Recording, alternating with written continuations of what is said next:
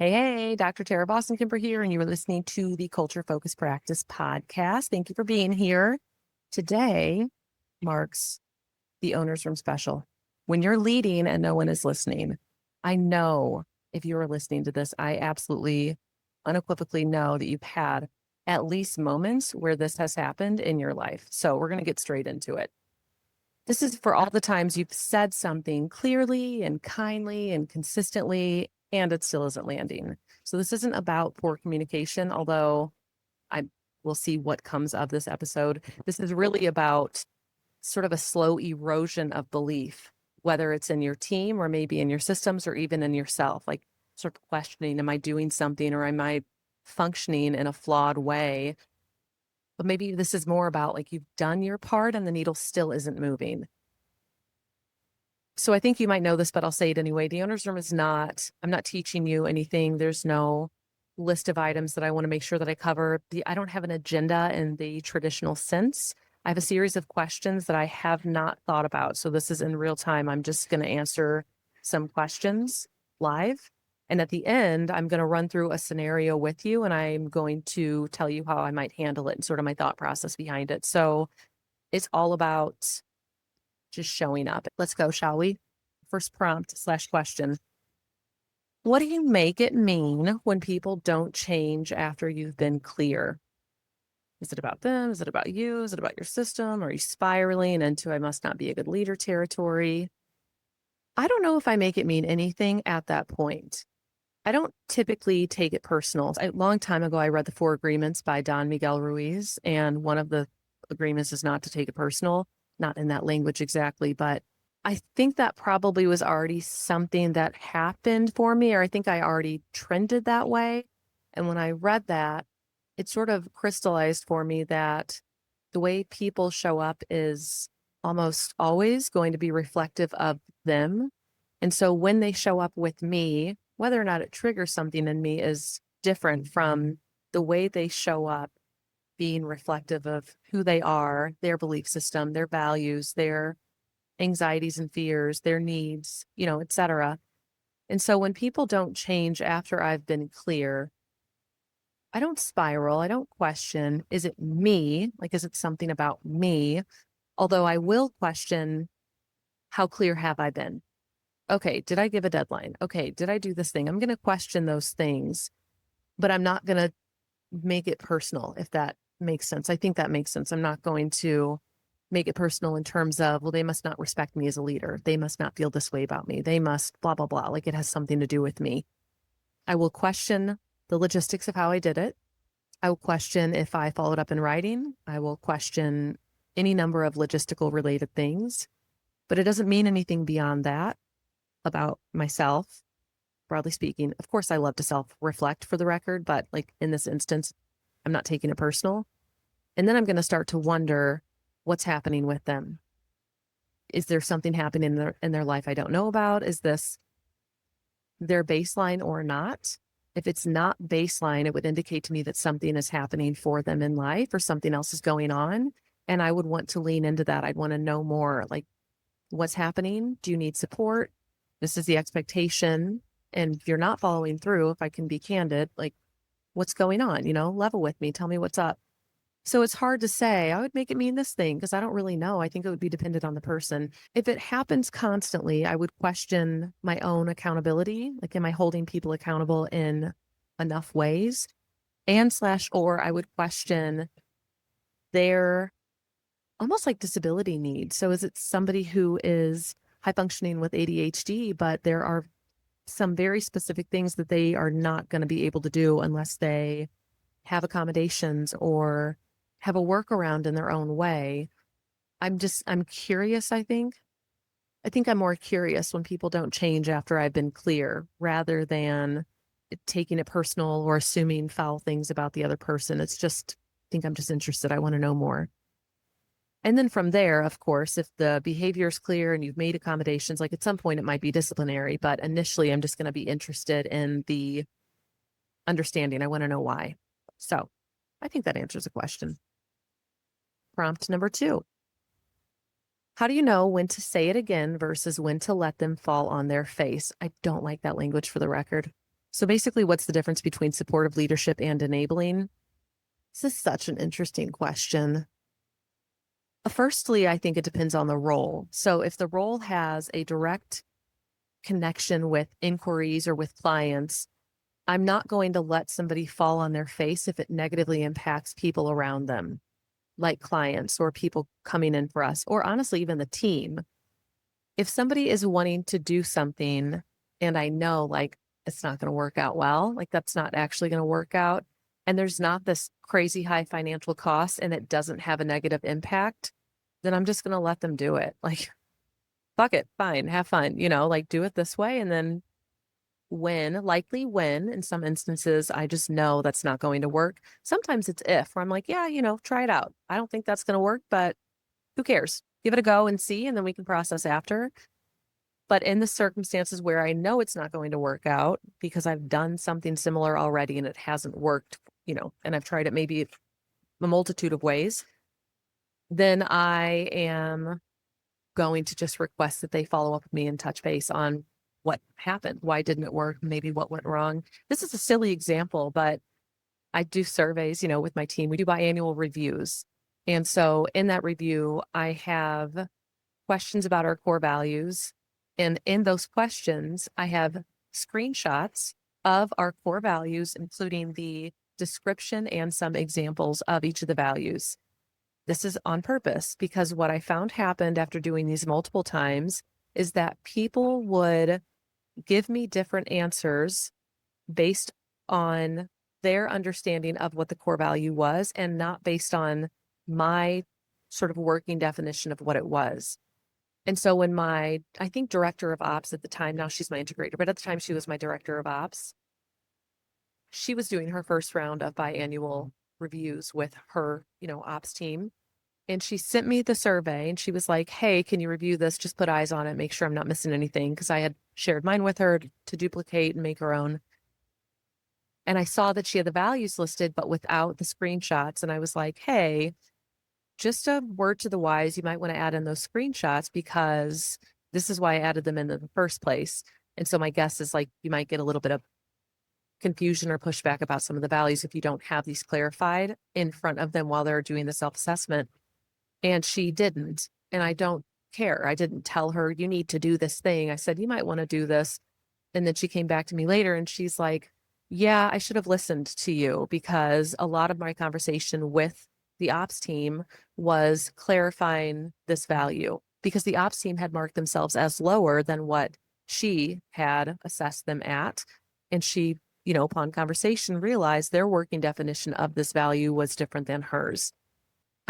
That's an example of like, she quote, fell on her face, end quote, and it did no harm. It's like, yeah, okay, that's totally fine. That's when I would let it happen. If there was something that we spent, 10 grand on this company-wide 360-degree feedback, there's no way I'm not going to have the last say on those images being included in that survey. It's 10 grand we're spending. Like, there's no way. But something like this, it's sort of, it's not inconsequential in terms of the feedback because that feedback and the review, are very important. But that specific part is kind of inconsequential because they're going to talk about it anyway. And it's like a small example. So I think I've answered that question too. I would let somebody fall on their face if it didn't have negative impacts on the people around them and it didn't have a crazy financial high cost. And I would not let them do it. It did have negative impact on people around you or a high financial cost. There might be other instances that I would say it again, but I think those are the ones that come up first for me, the ones that feel most important.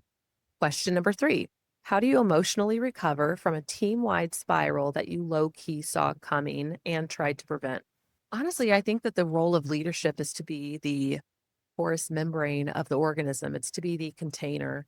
And so even if I know something is going to come down the pike or I have the sense like, I don't know if this is going to go well, and it doesn't go well, I'm just going to hold space. Like the emotional recovering is me holding space and also maybe externally processing with the team. Like, I thought this might happen and I didn't do much to prevent it and I didn't realize the impact. And I think in doing that and being honest with them, it can come across, well, it is, and also it is received as authentic and transparent and vulnerable and real. Like it's sort of saying like, it's okay, we make mistakes and fuck shit up. And I did that. I didn't speak up about something I was suspicious of happening, and now it's impacted people around me. That's my least favorite thing ever, when I negatively impact the people around me. And I probably could have done something different to not have that negative impact. Hate that. I hate that so much. And so I would own that with them. But then also I'm going to hold space for how they feel about it. And they might have feelings, and it's cool that they do. I won't accept contempt. I won't accept um hardcore like personality attacks or character attacking. I'm gonna hold space for grief and anger and frustration, and that's part of the emotional recovery, in my opinion. That's part of repair, is me hearing and seeing the feelings that somebody has from a thing that may have happened at the practice. And in doing that, I think I've said this before, you're enhancing trust and intimacy.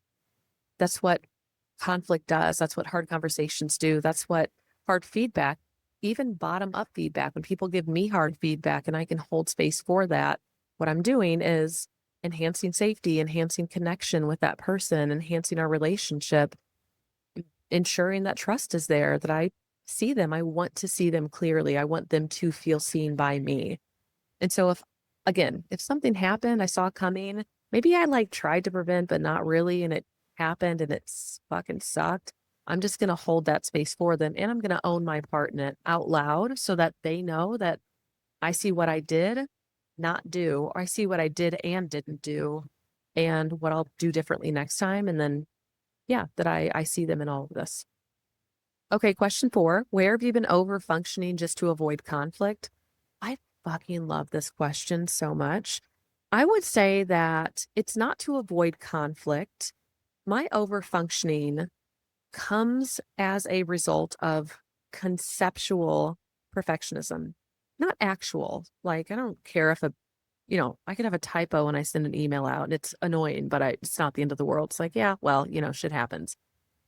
And even like a process, like I want to get things going. I want to get them going quickly, and they might not be perfected, but I trust that they're going to evolve because we have great systems in place for the evolution of things as we go, and for feedback and reviewing and processing and fixing issues. All of that is in place. So it's not perfectionism from a, like, I'm presenting something to others sort of way. It's conceptual perfectionism in that if something isn't clear in my brain, I really, really struggle with delegating it, because I know how intentional and nuanced things have to live inside of me in order to do them. So when I delegate something that I can't like fully form the picture of it, I'm never happy with the outcome. And so it's hard and I don't like that back and forth with people, because I'm always wary that back and forth then with the person who's trying to own a project, for example, comes across as micromanaging, and like I'm sort of crapping on what they've created, when the reality is that it just is more nuanced for me than I think it might be for them. I feel like that's also the plight of ownership in particular, that your view and your vision is sort of yours to really hold. And that's no shade at anybody around you or anybody on leadership, that we can collectively share a vision, but there are some things that just live differently inside of me. So the hang up for me, the over functioning, really is about conceptual perfectionism, that I can't let things go unless I can really have a sense for like where they live or who's doing them, who's responsible for which part. And I'm not talking about like the very fine granular details of each part. I'm talking to like more broad, if there's a collaborative process, I just need to know like, okay, when does one person end and the other begins? So that's what hangs me up, so to speak. It's frustrating. It's like I frustrate myself with it, but also once it's in place, I'm fucking off, man. I'm ready to go. Like let's go. Like I have this clarified. I'm good to sprint now. So on the outside, I think it looks like I'm quick to decide on things. That's not true. It has to live a certain way inside of me. And then when I finally can talk about it clearly and again, conceptually, I have this like very clear sense for what it is and how it lives, then it's off to the races. So it's funny too, like the perception of what is happening versus what actually is happening. It's just a interesting juxtaposition. Okay, fifth and final question, and then we're going to move on to the scenario. What part of you is convinced that being clear means you're also responsible for the outcome? That's such an interesting question. It's the conceptual perfectionism again for me. It's less about being responsible for the outcome and more about I can't even delegate the thing unless I understand it fully. And I legitimately feel internally paralyzed, almost talking about things that I haven't grappled with enough internally. There's sort of an active grappling process that I do that I might like, I might honestly chat with ChatGPT, or I'll take it to leadership and say, I just need to talk out loud about this. Like I need to talk out loud. And then from there, I might sit on it. And when I'm sitting on it, there's something happening in the back of my mind. It's sort of like it's percolating. Something is brewing in the back of my mind that I'm not actively thinking about, but it continues to sort of cycle and percolate. And then finally, at some point, I have it. Like, I'm like, oh, got it. Cool. This is it. Like, this is what we do. And then I'm going to take it back. And then I'm going to like delegate to wherever it is. So once I'm clear, I don't feel responsible for the outcome. When I'm not clear, I can't delegate effectively, and I feel responsible for an outcome as part of a process that I can't even actively participate in because it's not fucking clear to me. It's a little bit of a conundrum. It's a little bit of a mind fuck. You know, you can judge me. It's fine. It's really frustrating. And also, I can't operate differently. This is like intrinsic in me. There's like this inner strategist combined with this wild visionary, and they're constantly at odds. But when they finally get on the same page, they're both, sprinting off into the sunset, holding hands and like, ha ha ha, laughing kind of maniacally. But that's not always constantly they're at odds, or a lot of the time they're at odds. And then they have the moments of glory, the moments of sunshine sprinting. I much prefer the sunshine sprinting, but they have their process. I can't control this. It's just part of who I am and how I exist. Okay, here we go. Scenario time, folks. Here it is. The team that nods and then does nothing. Nothing. Okay, here is the scenario. You hold a team meeting. You outline what's expected, why it matters, and how to follow through. Everybody nods. People smile. There's even a little moment of, this is helpful. Thanks for the clarity. And then crickets. Nothing changes. You see the same issues pop up. You see deadlines missed, and you see follow through skipped. The same questions you answered in the meeting, they're following up with you about constantly. So now you're in this headspace. Do you bring it up again? Do you assume they're checked out? Or do you wonder if you're the one who's starting to sound like a broken record? For me, what this brings up is your meetings suck. And I mean that with love and kindness and so much empathy. Your meetings are not doing what you think that they're doing. If this happened to me, that is not a good meeting. That's not a well-run meeting. And there's nothing that is holding those people in place. This sounds like clarity without accountability or follow-up. So if I'm having a meeting like this, I'm having this team meeting, outlining what's expected, why it matters, how to follow through, et cetera. Everybody's nodding. People are excited. They're like, yay, this is super clear. When do I follow up next? Do I have a scorecard? Do we have a quarterly rock sheet that we're looking at, or a rock sheet that we're looking at weekly? Do I have a specific to-do list from this week to next? Do I have a space where if to-do items aren't getting done, I am looking at them and saying, this hasn't been done in 2 weeks. This is now an issue. What's happening? What's going on? For me, this is not a scenario that happens anymore because I do L10 style meetings. I do level 10 meetings from EOS. The actual structure of the meeting is a quick 5-minute segue. We're looking at scorecard. We're looking at rocks. We're doing team headlines, and we're doing a to-do list from the previous week. And then we spend 60 of that 90-minute meeting talking through issues. So if there was a 2-week period where to-do list items weren't getting done, or if somebody's rock was off track, or if scorecard numbers were off, that shit's going to go on the issues list. And when we pick our top 3 issues for this week's meeting, I'm going to highlight those issues. And the goal, as we're talking about these issues, you seek to solve them for good. So if somebody's to-do list item is not getting done and it hasn't been done for 2 weeks and it's on the issues list, the issue might not be, sure, we can start with the issue is that the to-do list item hasn't been done for 2 weeks. Got it. But as we start to discuss this, it might be that this person is way past capacity. And so maybe we actually need to rethink their role or responsibilities. Maybe they have added on a major project, but they were already full to begin with. And so we need to look at what else is on their plate that we need to delegate because this project is more important. That's actually the problem. Maybe they just don't schedule in an hour a week to work on the project. It could be that they just don't know how to schedule their time. They're not effectively scheduling in a sacred hour to work on project-based things, for an example. There's any number of things that could be going on, but the reality is that if you don't have a way of tracking and following through and solving the problems that come up in relation to this project or whatever the thing is that you're trying to implement, everything's going to fall through the cracks. Nothing's going to get done. Not unless it's by you and not unless you're micromanaging people, which, A, I don't want to do all the projects, and B, I don't want to fucking micromanage people. I can hardly manage myself. There's no way I'm going to manage other people. Not like that. No way. But on a weekly basis, at a standing meeting, hell yes, I can look at a scorecard. Absolutely, I can track to-dos. For sure, let's look at if your rocks are on track. I'm going to do the same thing.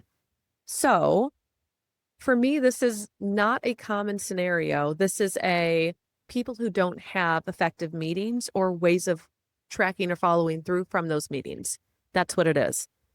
Let's just say, hypothetically, you have all of that stuff in place and people still aren't getting things done. If you have all of that stuff in place and your entire team isn't getting things done, that I would need to talk to you, honestly, because that really signals something is happening that I don't necessarily know what. Your full team acting that way is a major problem. Realistically, it's going to be one person who is not getting their shit done. If you're doing well-run meetings and you have tracking and follow through, it's likely going to be one person who's not getting shit done. That's a people issue. So what I'm going to do from an EOS perspective is I'm going to do a values analysis and I'm going to do a GWC assessment. Is this actually the right person for this seat? Let's assess the seat. Is this the seat that we need? And is this a right person for the group? And is this the right person for that seat? These are very distinct questions. They're all distinct from one another, but there is important overlap between them. My gut would be it's going to be a people issue and they're not going to be the right person for the seat that you have created or that you need for whatever. If it's leadership, then for leadership. If it's just the full team, for the full team. That sucks. It also happens pretty consistently. And honestly, the more clear you are on the seat that you need, your accountability chart and the seats that are in place in terms of the role and then the 5-ish major responsibilities for each role, the more clear it's going to be when you have people issues. So when your seats are clear and your meetings are run like a well-oiled machine, your people issues are like fucking lighthouses on the horizon at 2 a.m. Like they are glaring. They are super bright. You can't ignore them. You can't avoid them, which is both a blessing and a curse. A curse in that you might have a lot of people issues you need to deal with. A blessing in that, sweet, you're going to deal with these people issues and your team's going to be higher functioning when that's all said and done. So there you have it, my friends. That's it. If this is your current season, beating your head against a wall, feeling like you keep talking and nobody's listening and why aren't people getting things done and all of that, just join the mastermind already. That's it. Sign up for the wait list. You'll get details about launch. It's happening very soon. So if you haven't signed up for the wait list, do it now. Go to www.taravossenkemper.com/EOS-mastermind. And once you join, you'll get information about the launch and you will solve a bunch of problems you didn't know you had. I'll just say that much. It has been great. Thank you so much for being here with me. I love having you. I will see you next time. Peace out. Bye.